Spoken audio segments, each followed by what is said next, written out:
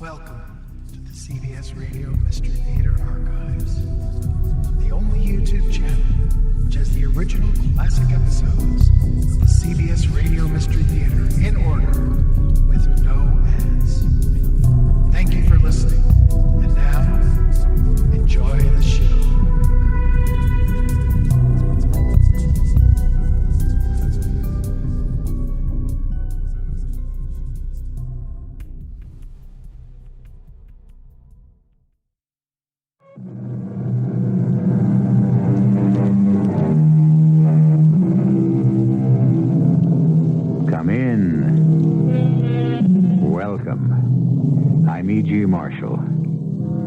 So often it is the unpredictable that changes the shape of our future.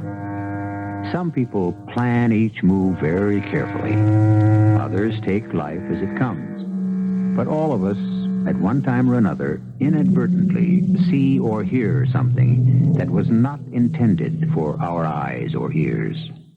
The darkest of secrets have been shared unexpectedly, and so has the guilt that goes with it. Our story is a case in point, but there's more. Can you always be sure of what you see or hear? You will pay for this. I have done nothing. You have dared to come here behind my back. If you would challenge me, sir, then let it be sword for sword like honorable men. Too late. Much too late. You have dishonored her, and for that you must die. And now, she shall be next.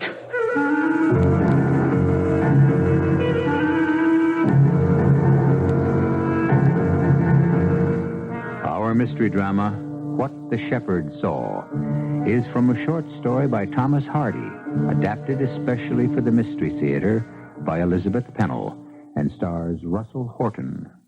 It is sponsored in part by Contact, the 12-hour cold capsule, and Buick Motor Division. I'll be back shortly with Act One.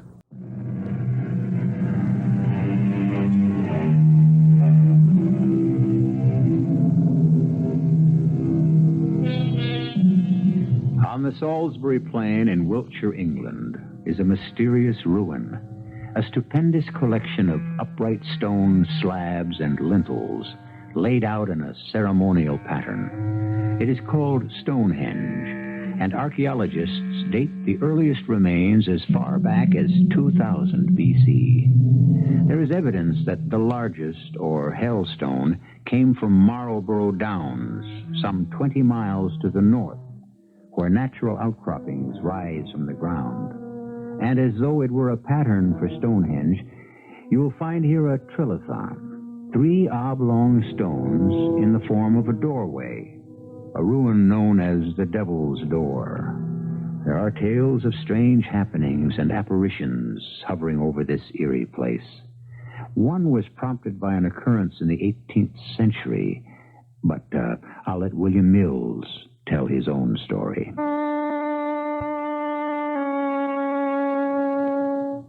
I will be haunted forever by the events of 3 nights which utterly changed the course of my life. For better or worse, I cannot say. True, I have become an educated man, but perhaps I should have remained an ignorant shepherd on Marlborough Down. I hated that place, and yet there is magic in it. The night my tale begins was as cold and clear as only England can be in the last week of December, with a moon that shone bright and hard on the Devil's Door. Each stone had been worn, scratched, split, attacked by 10,000 different weathers. But that night, those stones glistened silver with frost, and they were frightening. I tended the flocks under the tutelage of... well, he had a name, but we always called him the Old Man. Be ye sleepy? Old man, who could be sleepy on a night like this? I'll get along home and rest for a few hours. The ewes need no more tending until daybreak. Don't leave me, old man. Oh, now that's the first time I ever heard you ask for my company. It's bitter cold, and I do not choose to walk alone on a night like this. You do not choose to do anything, no more than I. May I at least take refuge in the hut? Aye, it is warmer there, and I left a few coals in the brazier.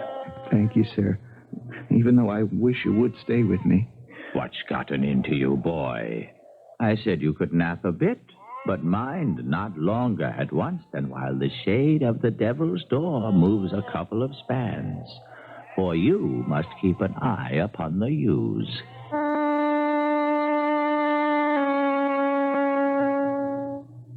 He left me, and I made my way to the hut, a short distance from the devil's door. This tiny hut was completely hidden by a dense growth of firs, a sturdy bastion of bushes which protected it from the elements. There was an opening on one side, like a paneless window, with the firs cut through beyond it, so I had a clear view of the down where the sheep were grazing, and of the ominous stone doorway which cast a shadow at all times, like the pointer on a sundial. I was restless. I couldn't sleep. It must have been around 11 o'clock when I sat bolt upright, then crept to the window opening with a premonition that something was wrong. Not a sound from the sheep, but in front of the trilithon, stark in the moon's glare, stood a man. He was slender, dressed in black. I was overwhelmed by the sight of this astonishing presence in such a lonely spot. My astonishment doubled, for a second figure glided across the plain, this time a woman. A figure of elegance wrapped in a long fur cloak. You have come, Harriet. You summoned me? But why, Fred? Why? Oh, my dearest, it has been so long. Let me hold you in my arms. No. Fred, please. I have come here, yes, but not for that. How long I have dreamed of this moment. Fred, let me go.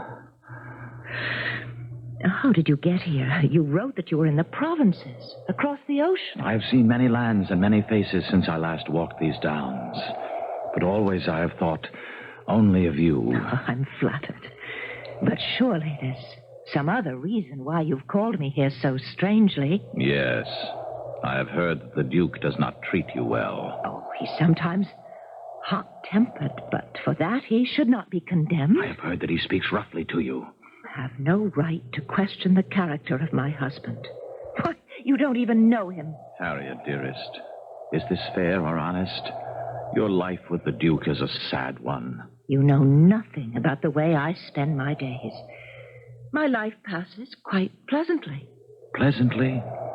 The world should be spread at your feet for the beauty of your face. Don't speak like that, and don't stare at me so. Yes, you are a duchess, and I am no more than a soldier of fortune. But it is not impossible that I may be able to help you. I did not call on you for help. You summoned me. Well, if that's all you have to say, I see now that I should not have come. It was foolish and impulsive of me. If I weren't a gentleman, I would take you away with me. I could do it, you know, to save you from Fred, the hell. let go of me. At this dramatic moment, the wind took their voices away, and when next the man spoke, it was in dull, flat tones. Very well. I see you are dead and lost to me. Then let it be that way, and set me free. As I once loved you, Harriet, I love you now, more so than ever. But you are not the woman you once were. So be it. I will never see you again. Oh, Fred, there's no need to take such a tragic tone. Things have changed, except that you are my friend. So why shouldn't we meet? When? I don't know. I would not be here now, except that the Duke is away from home. When will he be back? The day after tomorrow, or the day after that. Then meet me again tomorrow night. Oh, no, Fred. I am here out of pity.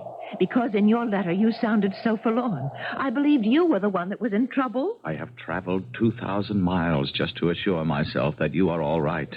You must see me once more. I repeat, I cannot. If anyone should find out, there would be slander and heaven knows what. Then tell me two things. That you did love me once, and that your husband is unkind to you often enough to make you think of the time when you cared for me. Yes. I confess to both. But owning to them shows a weakness in character, and I would not want you to infer that I could ever resume our old relationship. There is so much more I must tell you. Will you come once more? Oh, you're very persuasive. One final goodbye, then. I will meet you tomorrow night or the night after. Now let me go. They parted, with the Duchess hurrying toward Shake Forest Towers, the mansion which dominated the countryside. The man watched until she was out of sight, and then set off in the opposite direction. Silence and emptiness. I was uneasy with a nameless fear. And then I knew why. From the shadow cast by the Trilobon stepped another figure. I could not see his face, for he wore a visored cap. A stocky person, booted and spurred, obviously a horseman. He marched toward the spot where the two had held their tryst. I was terrified for fear he would discover the opening. But he stopped and walked heavily back to the Devil's Door. Then I could see the glint of the object he held in his hand, a long and shining dagger which he pointed meaningfully in the direction the first man had taken. Sheathing the wicked blade, he strode off, and soon I could hear the receding beat of horses' hooves. I trembled at the implications of what I'd seen. Of course, this second man had been witness to the meeting of the Duchess and the man named Fred. I was leaning against the sill of the opening, mesmerized when I heard the sounds and the shouts of the old man. Bill Mills, come here at once. Oh, what's happened? Why have you returned so soon? It's too early for you to be back, sir. The sheep, lad, the sheep. I tossed and turned on my bed, but you were the one who was sleeping. But I have not shut an eye. Ah, a shepherd you call yourself. Look at the flock. Something has disturbed them. I give you my word. I have been watching. Yonder lamb has strayed from its mother. Go after him, Bill. And the old ewe has twinned. Light your lantern and bring it to me. The moon is getting low. I scrambled, rescuing lambs which seemed to be straying in all directions. Surely they had not been like that before. Had I been too preoccupied to notice their distress? Or had the sheep, too, lain still in the presence of unexpected visitors? This is not like you, Bill. First, you have not done your duty, and now you have lied to me. I do not lie, old man. Don't make it worse. I went to the flock, and then I remained at the window all the rest of the time. And you saw nothing? I saw no straying sheep. Aha. The Duke's men will be after us for this. After us for what? For not doing our duty. Sir, not a sheep has been lost. No thanks to you. I promise not to let it happen again. You can keep that promise tomorrow night. But I wondered if I could. Other promises had been made. And who knew what I might be witness to on the following night? Or the one after that?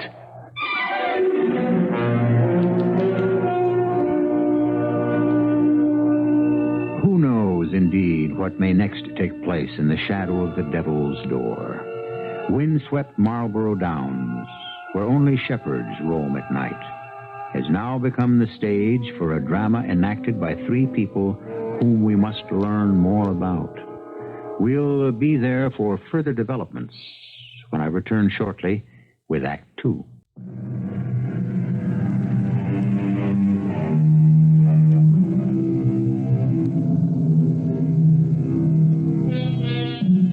The second night, like the previous one, was cold and brilliantly clear, and the massive Devil's Door glistened with silver frost. Bill Mills had been tending his sheep, but shortly before 11 o'clock, he hastened to the hut and took up his post of the night before at the open window. And he did not have long to wait, for almost at once came not the couple whose words he had overheard, but a rider on a galloping horse. Beyond the Devil's Door was a gully and a stand of furze bushes much like the ones where I was hidden. Now I knew why I'd not seen the horse last night. Horse and rider were blotted out completely before the man emerged alone from behind the dense bushes. And as this short, heavy-set figure moved into the light of the full moon, I gasped at my earlier stupidity. Of course, it was none other than the Duke himself. The man on whom my livelihood depended, the ruler absolute of our community. I'd only seen him before at great distances, and now he was walking directly toward my hideout. He would find me, and heaven knows what would be my fate. This time, he would discover the way that led to the door. I quickly burrowed under a pile of straw in the corner and tried to lie as still as the dead. I felt like an insect about to be stepped on by a giant's foot. Hello? Hello, anybody in there? Yes, this should suit my purposes nicely. When they come, I'll be ready. I was scarce breathing, but the heavy breath of the Duke and his mutterings assured me that he was too busy to pay attention to any stirrings from my corner. A nightly meeting. I must surprise her before she comes. Stealthily, the Duke left the hut, and I crept to the window opening. The slender young man was there, pacing back and forth in the moonlight. He had no chance to run or defend himself as the enraged Duke, arms outstretched like a vulture's wings, descended upon him, made a grab for his throat, and caught him by the collar. Let me go. If you seek my purse, I am but a poor soldier and have no gold. You have taken something more precious than gold. Who are you, and what do you want? No man or woman deceives me. I seek revenge. I have done nothing to you. You have dared to come here behind my back. What?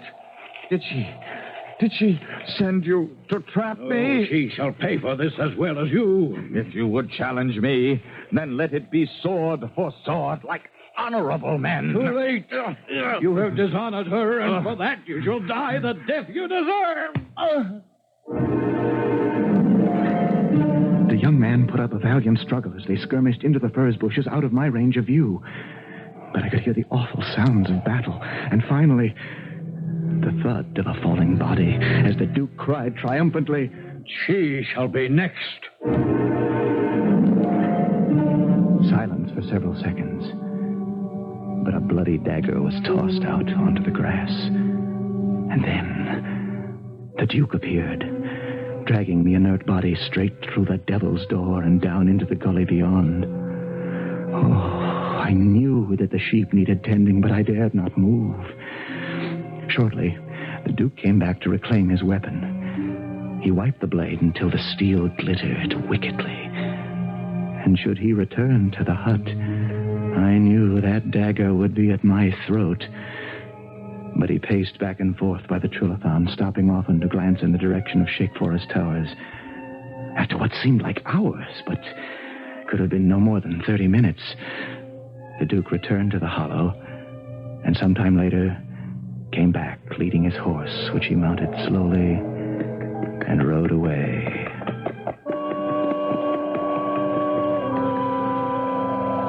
I was in a panic. My promise to the old man was forgotten. No one was going to leave me alone with a dead body. Whatever the consequences, I had to get away.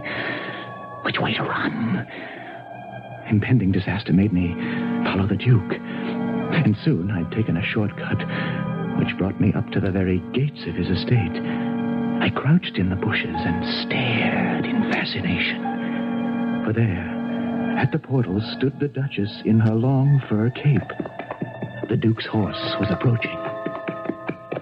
Ah, my dear, you have come. And what are you doing here at the gates? I came to welcome you. I wasn't expected till tomorrow. I was at the turret window, and I saw your horse far out on the down. Why are you up so late if you thought I would not return until tomorrow? I couldn't sleep because something very strange has happened. There's no question that something has happened. Let us go inside. I have a score to settle with you. No, please. You must listen to me. And it's such a perfect night. A perfect night for meeting? Of course, and here you are. My dear husband, home just in time to help me solve a troublesome problem.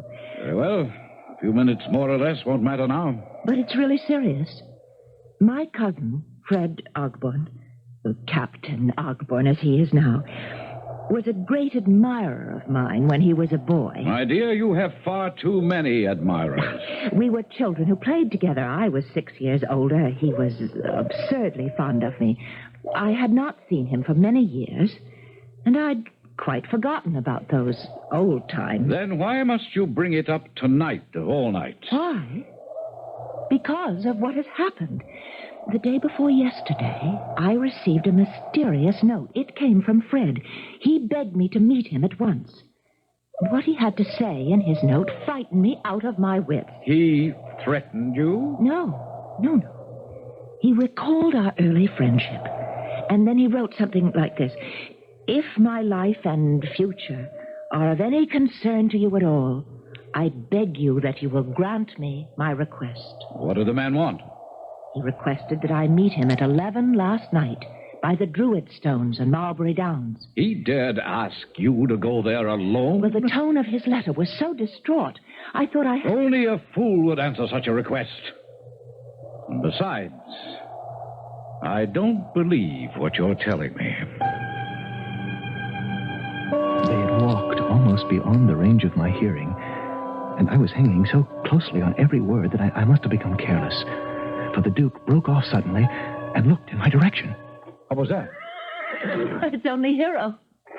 Oh, yes, he's rubbing down. I'll call the stable boy and we'll go into the house. Well, wait, no, dearest, not yet. I must explain to you what I've done. I know perfectly well what you have done. You've deceived me. My Lord, I have never deceived you. You went to this man at night and alone. But I had to. You were not here. You would have shown me this letter if I had been here? Well, of course, my dearest. And you've not heard the rest of it. Well, go on. He said that his entire happiness depended upon seeing me again. And you were all too willing to believe him. Well, of course I believed him. This is too much. The hour is late and I'm weary. Dearest, let me talk a moment more. I'm still too keyed up to sleep, even though I feel safe now with you beside me. Your safety is something you should have thought of long before. You're quite right. I think it took courage for me to go alone to meet my cousin, don't you? Oh, courage is scarcely the word I would use. He was so changed. A full-grown man and an officer. And no doubt attractive. And he behaved so badly. What he wanted of me, I don't know even now. You don't know? Don't be angry, my lord. I went there to help him. And so you fell into his arms? Oh, how can you imagine such a thing? His manner was disgraceful. I held out my hand. He grabbed me around the waist. I was at his mercy. I protested until he calmed down. And then he persuaded you He was incoherent. His words were so strange that I knew I should never have come, and I attempted to run away. Why didn't you? Well, I tried. He grabbed me again. I pleaded with him to let me go. And he said he would do so if only I would give him a promise. Oh, what sort of promise? That I would meet him again, either tonight or tomorrow night. So that's where you were going when you said you would come to meet me. Oh, no, my lord. I had no intention of meeting him tonight. How can I be sure of that? He asked me to be there at 11 o'clock. Oh, what the devil are those sheep doing all over the hillside after midnight? They act as though they're frightened. And they're running everywhere. Where's the shepherd? Shepherd! Old man! Where are you? Look, out there. Someone's rounding them up. But it's not the old man. Boy! Your Grace? Come here! Come here! Get these sheep away. I'm sorry, Your Grace. I've never seen these animals up here before. Why are they running all over my hillside? I'm sorry, Your Lordship. I must have fallen asleep. Where do you come from? Over yonder. In which direction? I live over there, beyond the bonfire. It must have been the flames that awakened me. Then these are not the sheep of the old man. Oh, the very same, my lady. But he lives down below near the Devil's Door. Tell me, Shepherd, do your sheep graze by the Druid stone? Only when the grass is high. Would you say the grass is high tonight? Oh, no, my lord. Or the night before? No, not then either, my lord. If I don't round up my straying flock, the old man will never forgive me. All right, get these creatures away from here. And I warn you, boy, if you and your old man do not pay more attention to your duties, you'll hear from me. Oh, one moment more. I'd like to question the boy. You are coming with me, and you are coming now.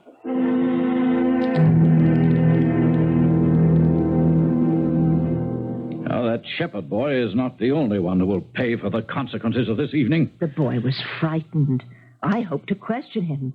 If he saw me running across the down, then you surely would believe me. I believe what I know to be true. Then you will help me. There's just one way in which you can be helped, and I plan to take that course. Well, I knew you'd see it my way. You'll go with me, won't you? Go with you where? Well, since I failed to meet my cousin tonight, he'll be expecting me tomorrow. And we'll give him a surprise. We? Well, of course, my dear. You will go with me to the Devil's Door. How can you suggest such a thing? I told you. Captain Ogburn behaved disgracefully, and I want him to be taught a lesson. He won't be there. Oh, of course he will. I have no doubt he's waiting still tonight. And he'll be there tomorrow, just as faithfully. I'm sure my cousin is in some kind of trouble, and you will help me reason with him. Why should I have anything to do with him? Because you're my husband. And aiding my kinsman would be no more than human kindness. Oh, that's a most extraordinary request. Then grant it to me, out of compassion. I will go with you for only one reason. To prove to you that your cousin is not the faithful admirer you take him to be. I expected the old man to unloose his rage when he found me with the flock in total disarray. But he was grimly calm and unquestioning. I wanted to run far away, and I would have if there had been anywhere to go. I must plan my escape somehow, for I could not tolerate spending the lonely nights of the future so close to a moldering corpse. Nor could I tell anyone what I'd seen.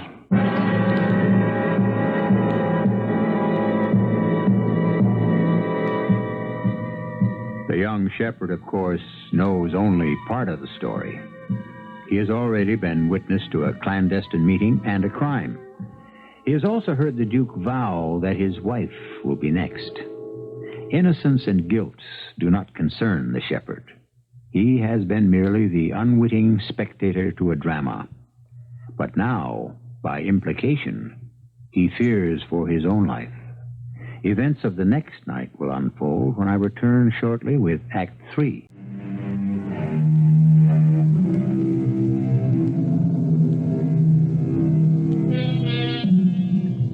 Is the Duchess as innocent as she would have her husband believe? And is the Duke a viciously cruel man or only a jealous husband? We have many unanswered questions and another surprise in store for William Mills.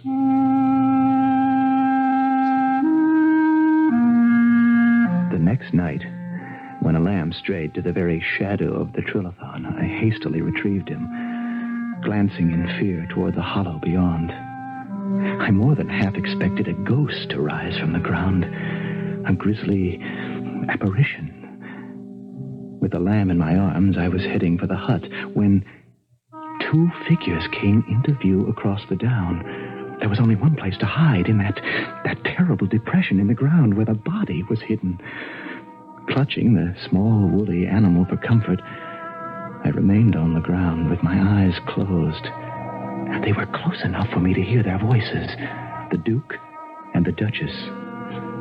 My only thought was of the next bloody deed. If this was to become the lady's burial ground, what would become of me? I do not see him. I told you this is a fruitless mission. Perhaps he's been delayed. The hour is only just past 11. More likely he had no intention of coming. Perhaps he saw us both. And he wouldn't understand why you were with me. Well, come away. I tell you, he's not here. Wait, there is something over there. I saw the bushes. I moving. warn you, we must get away from here. I know someone is down there. Fred? Fred? Don't be afraid. The Duke and I have come to help you. No, stand back. What are you doing? Don't harm him. Fred, come out of the shadows. It's only one of the sheep. No. Fred is down there. Look. Who is there? Come out. Oh, please, Your Grace, I was after a strayed Oh, sheep. it's you, boy. Yes, sir. How long have you been there? Well, only just now, my lord. Well, it's the same boy of last night. He's a lying scoundrel. Shepherd boy, have you seen a man here this evening, waiting in the shadow of the devil's door? Oh, no, my lady. No one but me and the A sheep. tall man. No, I swear to you, my lady, there's been no one here this evening. You see, Harriet, you'll get nothing from him. Well, I implore you then, let him go. But ask him to keep watch. And then when Fred does come, the boy can give him a message bidding him to come to the towers. I dared not move. And for once, I prayed that the old shepherd would come before morning. I was ready now to tell him everything. I could no longer live with the thoughts that tormented me. A short while later, to my horror, it was not the old man who came across the plain, but the Duke, returning without her ladyship. I know full well you're keeping something to yourself. Now tell me the truth, and no harm will come to you. Stop blubbering, boy. That hut over there. It's a good place to hide, isn't it? It gives shelter from the wind on cold nights. And you can see things from there, can't you? What's your name? William Mills, Your Honor, but I'm nobody. Have you seen anything strange these nights you've been watching? Please, your lordship, don't hurt me. I will go far away from here. Perhaps this steel dagger will refresh your memory. Did you see anyone or anything that happened here last night? My Lord Duke, have mercy. I have never seen you walking here, or riding here, or lying in wait for a man, or dragging a heavy load, or... Well, it is well to know that you have never seen these things. Never, my lord. Never. So which do you choose? A repetition of those same things now? Or to keep a secret all your life? Oh, I promise to keep the secret, my Lord Duke. And what assurance do I have that you can be trusted? I beg your grace. Try me. Very well. Something about you is above the ordinary youth. Perhaps I can make your life easier. Oh, anything. I'll do anything you say, my lord. And you must change this smock for a real cloth jacket.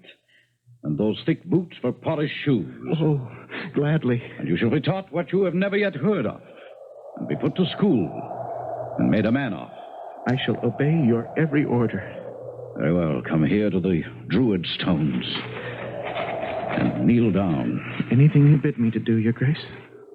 This was once a holy place. An oath sworn here is doubly an oath. I will swear it, my lord. And say this after me. May all the hosts above, angels and archangels, punish me. May I be tormented wherever I am, in living and dying, and for always, if I ever speak of what I have seen done on this Mulberry Down. Amen and amen. Then, kiss the stone. I repeated the words and kissed the stone. And that night, I slept in Shake Forest Towers. And the next day, I was sent away to begin my studies in a remote village. For 22 years, I kept my vow. I was a steward now for the Duke. And although I lived alone in a house apart from the towers, one evening, I received a mysterious summons. My destination was a well-kept cottage where I was greeted deferentially and led to a back room. The bed held an emaciated man whose ancient, weather-beaten face looked vaguely familiar. It is you and you alone I would speak to, Bill Mills. Very few people know my name. The time has come for me to set my mind at rest. You have made a mistake, old man. I made a mistake many years ago. when they searched so many months for that captain fellow. And all the time, I knew. What did you know? I knew exactly where he was. And so did you. Old man, you are raving. Nay, my mind is clear, and my memory is sharp. That night so long ago, I could not sleep, no more than you. I saw what happened. By the Trilithon? Aye. And when the bloody deed was over, I looked into the badger hole just to be sure. And the body was there for all these years, without a stone to mark the grave. Why did you not come forward? I am but a poor peasant like you, and I could not betray the Lord Duke, my master. Then why do you speak now, so many years later?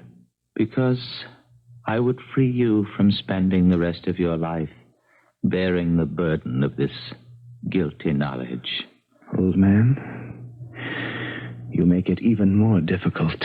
I think not. My voice grows faint.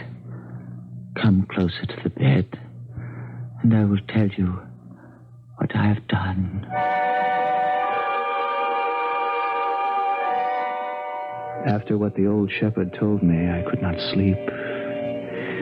My past had opened wide. The long years spent so furtively in spite of creature comforts. Next day, I dared express myself man to the Duke. Never before had I gone so boldly into the library without knocking. My patron had long since lost his heaviness of build. Indeed, he was almost a skeleton. His white hair was thin, and his hands were nearly transparent. Oh, it's you, Mills. Well, sit down. You look concerned. Old times have come to life. Old times be cursed. To which old times do you refer? That Christmas week 22 years ago, when the late Duchess's cousin Frederick implored her to meet him on Marlbury Downs. It was just such a night as this. And I saw that meeting, as you know. She met him once, but not the second time. Mills, shall I recall some words to you?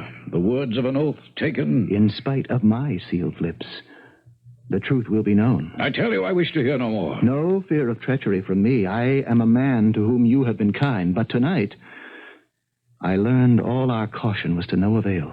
I did what I had to do to protect my Duchess. Do you think for a moment that she ever guessed? She never did, I'm sure, to the day of her death. Then nothing else matters. Oh, but something does. You have not heard me out. What is that bell tolling for? Who's dead in the village? That's what I came to tell you. The oldest man, the old shepherd. Dead at last, huh? How old was he? 94. And I am only 70. I have 24 more years. My lord, I learned this evening that the old man shared our secret. I don't believe it. Not unless you broke your oath. He was there, on the down, all the time. But I did not know he was there, nor did you. Nor did anyone else, and now the man is dead. Why do you torture me with memories? 2 hours ago, the vicar went to see the old man. And to him he confessed all just before he died. I will see the vicar at daybreak tomorrow. To what avail? To stop his tongue. Till I am dead. Like the shepherd.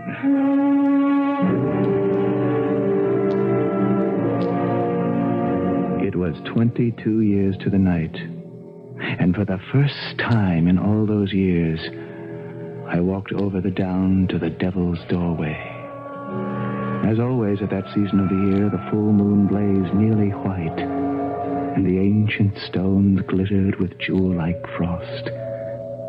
Irresistibly, I was drawn to those massive slabs, the mysterious entry to a long-gone pagan temple.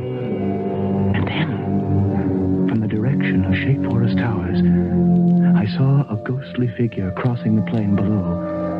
It was the Duke, looking like a sleepwalker, clad only in light dressing gown and slippers.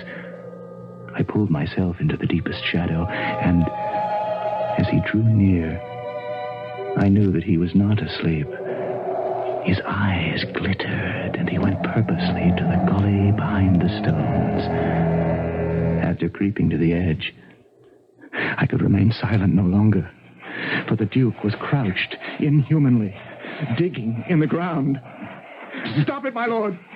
My lord, this is madness. Then help me, Mills, help me. We must destroy the evidence. I doubt if much evidence is left, but whatever is there cannot be dug with bare hands. Get me a shovel, then, and hurry. My oath does not hold me to this. My orders will be obeyed. Not to the point of desecrating a grave. Then I have a better plan. Replace this earth and be at my gates in 2 hours, prepared for a journey. A journey, my lord? I'm sick to death of your asking questions. Do as I say. I knew my destiny was forever linked with the Duke's, and I must do his bidding. It was near daybreak when I approached the massive portals of Shake Forest Towers. But no horses were waiting. The gate was locked. And then a servant carrying a lantern hurried down the pathway from the house. Oh, Master Mills, I'm glad you've come. Where are the horses? What horses? Well, his lordship said they would be ready for our journey. Then you don't know of the terrible tragedy. Oh, I've come to meet the Duke. But his grace is dead. How can that be? Come into the house, Master Mills. The vicar will tell you. I want to know at once. Well, some time during the night his lordship left his room. He went out in the cold without a word to any of us. Go on. And wandered around who knows where, enough to catch his death of cold. Oh, come, sir, into the house. It's a bitter night. Where is the Duke? On his bed, where they've placed the body. Talk sense, man. What has happened? Well, His Grace returned some 2 hours since and climbed into the second story, lost his balance, and fell downstairs. We tried in vain to revive him, but he never breathed again.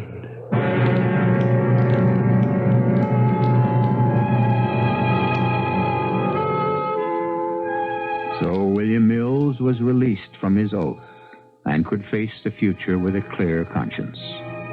But that's not quite the way it works. Those 22 years had taken their toll, and guilt by implication never really set him free. He lived to only half the age of 94.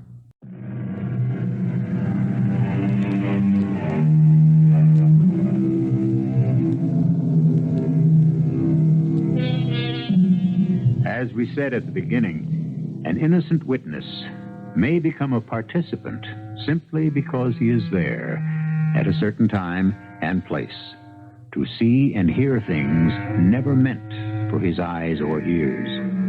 Marlborough Downs is still inhabited by shepherds, but today's sheepherders steer clear of the Trilithon, for it is said even today that during the nights of Christmas week, flitting shapes are seen in the open space around the Trilithon, together with the gleam of a weapon and the shadow of a man dragging a burden into the hollow.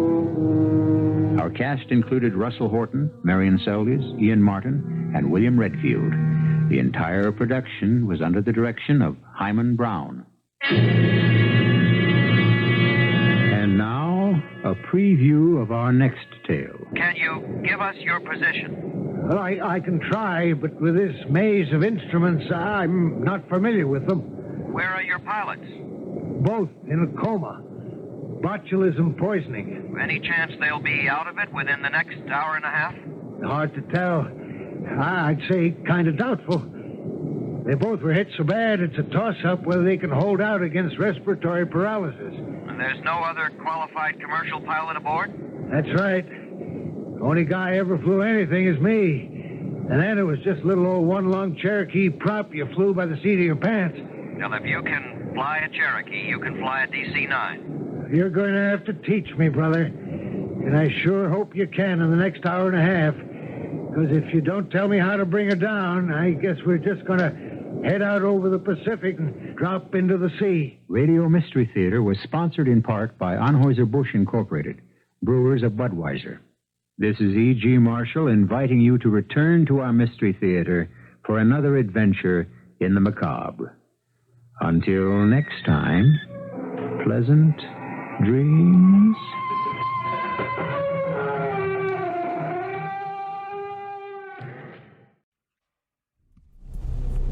I hope you enjoyed this episode of CBS Radio